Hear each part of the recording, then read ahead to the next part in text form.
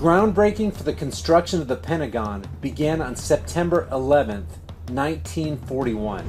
Exactly 60 years later to the day, Flight 77 allegedly breaches the wall of Wedge 1, striking the outer E-ring of America's symbol of military power. At the time of the 9/11 attacks, the World Trade Center towers were undergoing a fireproofing upgrade to better ensure the building's fire resistance. In an incredible coincidence, the floors of both towers where the upgrades had been completed were the same floors that were struck by the airplanes on 9/11.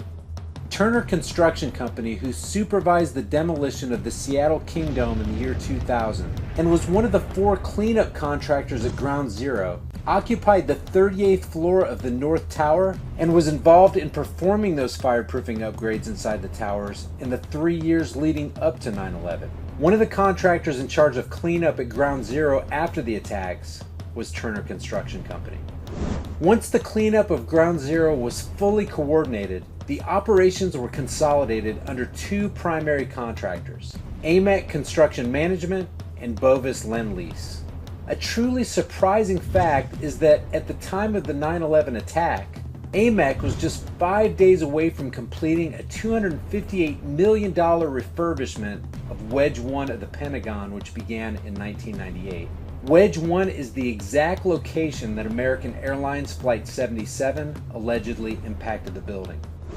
The Bush administration was so resistant to the idea of launching an official investigation into the events of 9/11 that it took over 440 days after the attack to get the investigation started. And this only happened after independent groups put massive public pressure on the government to call for an official inquiry. Key members of the 9/11 Commission, including Chairman Lee Hamilton and Thomas Keane, openly admit that the 9/11 Commission was, quote, set up to fail in many ways, citing lack of funding, insufficient time, Commission members with serious conflicts of interest, and cover-ups. Many Commission members have come forward and openly criticized the government for sabotaging their investigation. 9/11 Commissioner Max Cleland resigned from the commission in disgust, stating, quote, "It is a national scandal. This investigation is now compromised. One of these days we'll have to get the full story because the 9/11 issue is so important to America, but this White House wants to cover it up," end quote. When asked in 2009 if he thought there should be another 9/11 commission, Cleland responded, quote, "There should be about 15 9/11 commissions," end quote.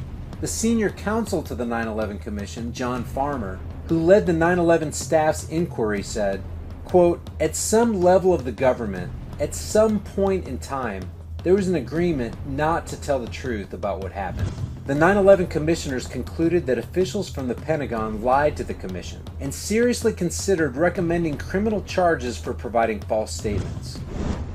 Before noon on September 11th at the New York Air Route Traffic Control Center in Ronkonkoma, New York, about 16 air traffic controllers met in a basement conference room known as the Bat Cave and passed around a microphone, each recalling his or her version of the tragic events a few hours earlier. The New York Times reported that a quality assurance manager at the center, for some unknown reason, destroyed the tape several months after it was made, crushing the cassette in his hand, cutting the tape into little pieces, and dropping them in different trash cans around the building. 10 days after 9/11 and after the U.S. had begun bombing Afghanistan, plans to take over 7 countries, Iraq, Syria, Lebanon, Libya, Somalia, Sudan, and Iran, were revealed to 4-star General Wesley Clark. Believe it or not, the invasions were not based on links to Al-Qaeda or any other intelligence reports. The link to this video is in the description below, and I strongly encourage you to watch it for yourself. A petrodollar system was created in the 1970s. This means that since that time, every nation must purchase the oil it takes to run their country using only the US dollar currency. This dollars for oil arrangement has greatly enriched our nation and given us a high standard of living at the expense of other nations and their potential prosperity. If this system is ever disrupted in any way, it will severely threaten the American way of life and the empire of its leaders. Such a massive disruption did occur on September 24th, 2000, a year before 9/11. Saddam Hussein allegedly emerged from a meeting of his government and claimed that Iraq would soon transition its oil export transactions to the euro currency. By 2002, Saddam had dumped the dollar and fully converted to a petro-euro. If other nations followed suit, it would destroy the U.S. economy. Though there was no evidence to support the implication that Hussein was involved in the 9/11 attacks, within a few short weeks after the Afghanistan war had begun, Washington began using the corporate-controlled mainstream media to build their case for a full-scale invasion of Iraq. Soon after that invasion, Iraq was placed back on the petrodollar system, causing them to lose more than 17% of their exchange rate profits.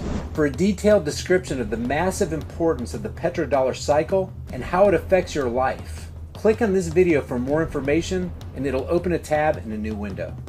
By some bizarre coincidence, the Chantilly, Virginia-based National Reconnaissance Office had scheduled an interesting exercise for the morning of September 11, 2001, in which a small corporate jet would crash into one of the four towers at the agency's headquarters. Spokesman Art Hobald said, quote, "It was just an incredible coincidence that this happened to involve an aircraft crashing into our facility. As soon as the real-world events began, we canceled the exercise." Lieutenant Colonel Shelton Langford of the United States Marine Corps candidly said, quote, "September 11, 2001 seems destined to be the watershed event of our lives and the greatest test for our democracy and our lifetimes. The evidence of government complicity in the lead up to the event, the failure to respond during the event, and the astounding lack of any meaningful investigation afterwards, as well as the ignoring of evidence turned up by others that renders the official explanation impossible, may signal the end of the American experiment. It has been used to justify all manners of measures to legalize repression at home and as a pretext for behaving as an aggressive empire abroad. Until we demand an independent, honest, and thorough investigation and accountability for those whose action and inaction led to those events and the cover-up, our republic and our Constitution remain in the gravest danger. When questioned if a formal investigation has ever been launched against Larry Silverstein after admitting that he had given the order to pull World Trade 7 down in a 2002 PBS interview, Senator John Kerry admitted that those who brought Building 7 down did it in a controlled fashion. After the 9/11 attacks, everyone in the White House, from Condoleezza Rice to George Bush, repeatedly told reporters that no one ever envisioned hijackers flying planes into buildings. Maybe they should have consulted with Hollywood. The first episode of an X-Files spin-off called The Lone Gunman, which aired March 4th, 2001, 7 months before 9/11, involved a U.S. government conspiracy to hijack an airliner, fly it into the World Trade Center, and blame it on terrorists, resulting in public support for a new profit-making war. Now there's some intelligence for you. The Pentagon is possibly the most secure and certainly one of the most monitored buildings on the planet. Yet government officials would only release small slivers of footage from 9/11. The Pentagon footage, together with the hotel and gas station footage in that area, only shows an explosion. There is no evidence of an airplane hitting the Pentagon. The official 9/11 report states that Flight 93 crash-landed in Shanksville, a borough in Somerset County, Pennsylvania. However, Wally Miller, a Somerset County coroner and one of the first at the crash site, told the Houston Chronicle, quote, "It looked like somebody just dropped a bunch of metal out of the sky," end quote. The Washington Post quoted him as saying, quote, "It looked like someone took a scrap truck, dug a 10-foot ditch, and dumped trash into it," end quote. After arriving on the scene, Miller said, quote, "I stopped being coroner after about 20 minutes because there were no bodies there," end quote. The Pittsburgh Review quoted Miller as saying, quote, "I have not to this day seen a single drop of blood. Not a drop." Strangely, Miller has since done an about-face on his previous testimony.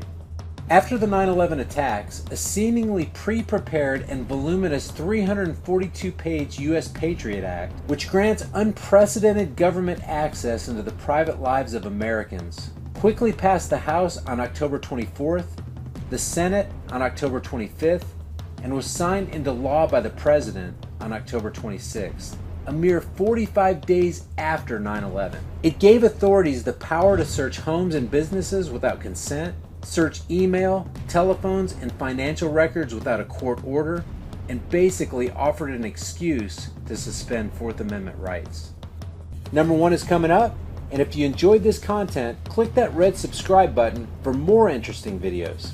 No matter what people may think about him, there's a guy named William Cooper who, on a radio broadcast on June 28, 2001, less than 3 months before 9/11, predicted a 9/11 type event would be blamed on Osama bin Laden, at a time when bin Laden was virtually unknown to the general public. Cooper was found dead in his home less than 2 months after the attacks.